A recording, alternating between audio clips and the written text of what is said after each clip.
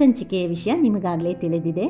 ಹೌದು, ನೆಲ್ಲಿಕಾಯಿ, ಅದರ ಉಪಯೋಗ ಮತ್ತು ಮನೆಯಲ್ಲಿ ಶುದ್ಧವಾಗಿ ನೆಲ್ಲಿಕಾಯಿ ಪುಡಿ ಮಾಡೋ ವಿಧಾನ ಎಲ್ಲವನ್ನು ಹಂತ ಹಂತವಾಗಿ ನೋಡಬಹುದು. Hello all, welcome back to my channel Sudha Sadana. ನಾನು ಸುಧಾ. ಇದು ಬೆಟ್ಟದ ನೆಲ್ಲಿಕಾಯಿ, ಬಹುಪಯೋಗಿಯಾದ ನೆಲ್ಲಿಕಾಯಿ. ಆಯುರ್ವೇದದಲ್ಲಿ ಆಮ್ಲಕ್ಕಿ ಅಂತಲೇ ಹೆಸರುವಾಸಿ. ಸುಮಾರು 3/4 kg ಇರ್ಬೋದು ಅಂದ್ಕೊಳ್ತೀನಿ. ಪುಡಿ ಮಾಡ್ಕೊಳ್ತಿರೋದಲ್ವಾ, ಹಾಗಾಗಿ ಇದಕ್ಕೆ ಅಳತೆ ಏನಿಲ್ಲ. ನಿಮ್ಮ ಅವಶ್ಯಕತೆ ಅಥವಾ ನಿಮ್ಮಲ್ಲಿ ಲಭ್ಯವಿದ್ದಷ್ಟು ಕಾಯಿನ ಉಪಯೋಗಿಸ್ಕೊಂಡು ಪುಡಿ ಮಾಡ್ಕೊಳ್ಬಹುದು. ಮೊದಲಿಗೆ ಇದನ್ನು ಚೆನ್ನಾಗಿ ತೊಳ್ಕೊಂಬಿಡೋಣ. ತೊಳೆಯೋದು ತುಂಬ ಮುಖ್ಯ. ರೈತನಿಂದ ನಮ್ಮ ಮನೆ ಬಾಗಿಲಿಗೆ ಬರೋಷ್ಟರಲ್ಲಿ ಎಷ್ಟು ಕಲ್ಮಶನ ಹೊತ್ಕೊಂಡು ಬಂದಿರುತ್ತೆ. ಹಾಗೆ ಔಷಧಿ ಸಿಂಪಡಿಸಿದರೆ ಕೇಳಲೇಬೇಕಾಗಿಲ್ಲ, ಅದೆಲ್ಲ ಹೋಗಬೇಕಲ್ಲ. ಹಾಗಾಗಿ ಸ್ವತಃ ನೀವೇ ಬೆಳೆದಿದ್ರೂ ತೊಳಿಬೇಕು, ಧೂಳಿರುತ್ತಲ್ಲ.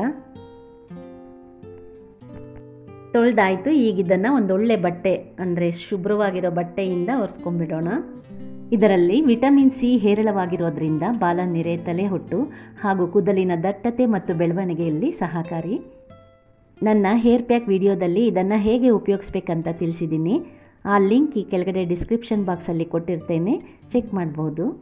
ಹಾಗೆ ಇನ್ನೊಂದು video how to make mehndi hair pack ಅನ್ನೋದನ್ನು ನೋಡಬಹುದು. ಈಗ ಇದನ್ನೆಲ್ಲ ಒಂದೊಂದಾಗಿ ಹೆಚ್ಕೊಳ್ಳೋಣ. ಸಣ್ಣದಾಗಿ ಹೆಚ್ಕೋಬೇಕಷ್ಟೇ. ಸಣ್ಣದಾಗಿ ಹೆಚ್ಕೊಳ್ಳೋದ್ರಿಂದ ಬೇಗ ಒಣಗುತ್ತೆ.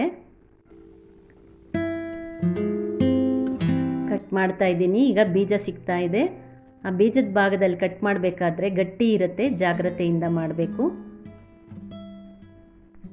ಇದನ್ನು ಫೇಸ್ ಪ್ಯಾಕ್ ರೀತಿ ಮಾಡಿ ಹಚ್ಚೋದ್ರಿಂದ ಅದರಲ್ಲಿರುವ ಡೆಡ್ ಸ್ಕಿನ್ ಸೆಲ್ಸ್ ಮತ್ತು ಪಿಗ್ಮೆಂಟೇಷನ್ ಎಲ್ಲ ಹೋಗಿ ಚರ್ಮದ ಕಾಂತಿ ಕೂಡ ಹೆಚ್ಚಾಗುತ್ತೆ.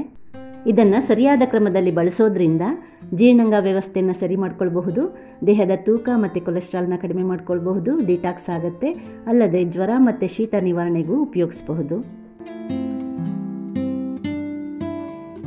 ಕಟ್ ಮಾಡಿದ್ದಾಯಿತು. ಹೆಚ್ಚಿರೋ ನೆಲ್ಲಿಕಾಯಿನ ಈ ರೀತಿ ಒಂದು ದೊಡ್ಡ ಟ್ರೇ ಅಥವಾ ದೊಡ್ಡ ಪ್ಲೇಟ್ನಲ್ಲಿ ಹಾಕ್ಕೊಳ್ಳೋಣ.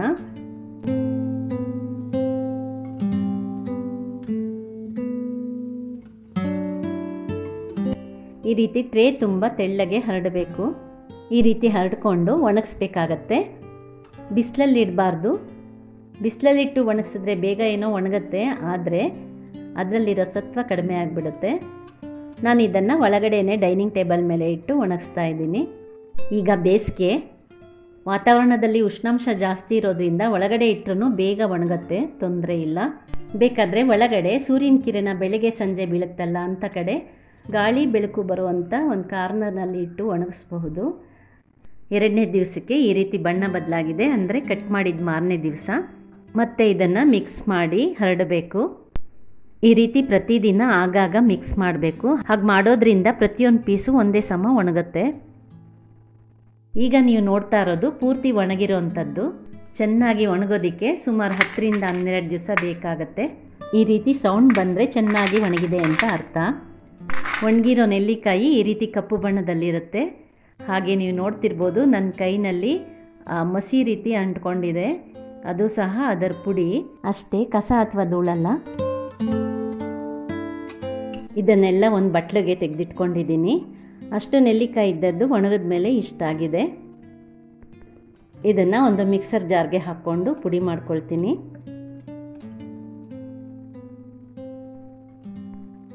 ಸಾಧ್ಯವಾದಷ್ಟು ನುಣ್ಣಗೆ ಪುಡಿ ಮಾಡ್ಕೊಳ್ಬೇಕು. ಇದಾಗಿದೆ.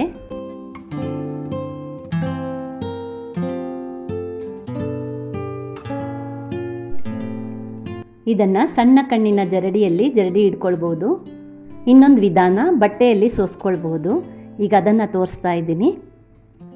ಒಂದು ಸ್ವಚ್ಛವಾದ ಬಟ್ಟೆ ತೊಗೊಂಡು ಒಂದು ಬೌಲ್ಗೆ ಈ ರೀತಿ ಸುತ್ಕೊಳ್ಳಿ. ಬಿಚ್ಚೋಗುತ್ತೆ ಅನಿಸಿದ್ರೆ ಒಂದು ದಾರ ಕಟ್ಕೊಳ್ಬೋದು, ಇಲ್ಲಾಂದರೆ ಇದೇ ಬಟ್ಟೆಯಿಂದ ಗಂಟು ಹಾಕ್ಕೊಳ್ಬೋದು. ನಾನೇನು ಮಾಡಿಲ್ಲ, ಹಾಗೆ ಮಾಡ್ಕೊಳ್ತಿದ್ದೀನಿ. ಈ ಪುಡಿಯನ್ನು ಸ್ವಲ್ಪ ಸ್ವಲ್ಪನೇ ಬಟ್ಟೆ ಮೇಲೆ ಹಾಕ್ಕೊಂಡು ಕೈಯಲ್ಲಿ ಅಥವಾ ಸ್ಪೂನ್ನಲ್ಲಿ ಒತ್ತಿ ಹರಡ್ತಾ ಇದ್ದರೆ ಕೆಳಗಡೆ ಪುಡಿ ಕಲೆಕ್ಟ್ ಆಗುತ್ತೆ. ಆಯುರ್ವೇದ ಔಷಧಿ ಬಳಸೋರಿಗೆ ತ್ರಿಫಲ ಚೂರ್ಣ ಅನ್ನೋದು ಸುಮಾರು ಜನಕ್ಕೆ ತಿಳಿದಿರುತ್ತೆ, ಹಾಗೆ ಉಪಯೋಗಿಸಿರ್ತಾರೆ ಕೂಡ. ತ್ರಿಫಲ ಅಂದರೆ 3 ರೀತಿಯ ಫಲಗಳು. ಅದರಲ್ಲಿ ಈ ನೆಲ್ಲಿಕಾಯಿ ಸಹ ಒಂದು ಫಲ. ಆ 3 ಫಲಗಳನ್ನು ನಿರ್ದಿಷ್ಟ ಪ್ರಮಾಣದಲ್ಲಿ ತಗೊಂಡು ಚೆನ್ನಾಗಿ ಒಣಗಿಸಿ ನುಣ್ಣಗೆ ಪುಡಿ ಮಾಡಿರ್ತಾರೆ. ಕೆಲವು ರೋಗದ ಚಿಕಿತ್ಸೆಗೆ, ಅದರಲ್ಲೂ ಮುಖ್ಯವಾಗಿ ಮಲಬದ್ಧತೆ ಮತ್ತು ದೃಷ್ಟಿದೋಷದ ನಿವಾರಣೆಗಾಗಿ ಉಪಯೋಗಿಸ್ತಾರೆ. ನೋಡಿ, ಕೆಳಗೆ ನುಣ್ಣನೆ ಪುಡಿ ಸಂಗ್ರಹ ಆದಂಗೆಲ್ಲ ಬಟ್ಟೆಯ ಮೇಲೆ ದಪ್ಪನೆ ಪುಡಿ ಉಳ್ಕೊಳ್ಳುತ್ತೆ. ಇದನ್ನು ಬೇರೆ ಒಂದು ಬಟ್ಲಿಗೆ ತೆಗೆದುಕೊಳ್ಳೋಣ.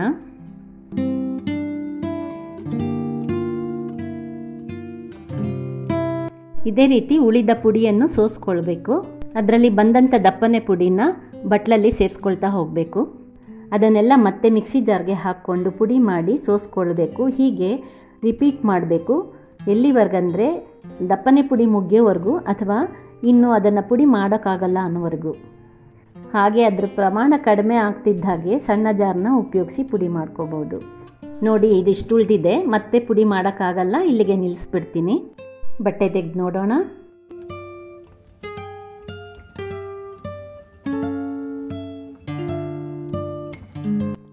ಇಷ್ಟು ಪುಡಿ ಸಿಕ್ಕಿದೆ.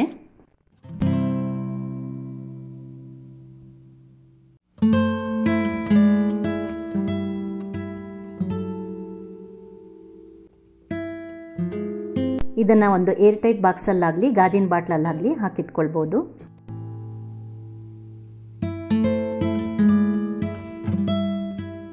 ರೋಗಕ್ಕನುಗುಣವಾಗಿ ನೆಲ್ಲಿಕಾಯಿ ಪುಡಿನ ಜೇನುತುಪ್ಪದಲ್ಲಾಗಲಿ ಬಿಸಿ ನೀರಿನಲ್ಲಾಗಲಿ ಪ್ರತಿದಿನ ಬೆಳಿಗ್ಗೆ ಖಾಲಿ ಹೊಟ್ಟೆಯಲ್ಲಿ ಅಥವಾ ರಾತ್ರಿ ಮಲಗೋ ಮುನ್ನ ತೆಗೆದುಕೊಳ್ಳೋ ಪದ್ಧತಿ ಇದೆ. ಗೈಸ್, ಇಲ್ಲಿವರೆಗೂ ಮನೆಯಲ್ಲೇ ಶುದ್ಧವಾಗಿ ನೆಲ್ಲಿಕಾಯಿ ಪುಡಿ ಮಾಡೋ ವಿಧಾನ ನೋಡಿದ್ರಿ. ಹಾಗೆ ಅದರ ಉಪಯೋಗ ಕೂಡ ತಿಳ್ಕೊಂಡ್ರಿ. ಹೇಗನ್ನಿಸ್ತು? ಇದು ನಿಮ್ಗೆ ಇಷ್ಟ ಆಗಿ ಉಪಯುಕ್ತ ಮಾಹಿತಿ ಅನಿಸಿದರೆ ನಿಮ್ಮ ಅನಿಸಿಕೆ ಅಭಿಪ್ರಾಯನ ತಿಳಿಸ್ಬೋದು. ಹಾಗೆ ಅವಶ್ಯಕತೆ ಇರೋರಿಗೆ ಶೇರ್ ಮಾಡಬಹುದು. ಸುಧಾ ಸದನ ನನ್ನ ಯೂಟ್ಯೂಬ್ ಚಾನಲ್ನ ಸಬ್ಸ್ಕ್ರೈಬ್ ಮಾಡಿಕೊಂಡು ನನ್ನೆಲ್ಲ ವೀಡಿಯೋಗಳನ್ನ ಹೀಗೆ ನೋಡ್ತಾ ಇರಿ ಅಂತ ಕೇಳ್ಕೊಳ್ತಾ ಮುಂದಿನ ವೀಡಿಯೋದಲ್ಲಿ ಸಿಕ್ಕೋಣ. ಅಲ್ಲಿವರೆಗೂ ಬಾಯ್, ಟೇಕ್ ಕೇರ್.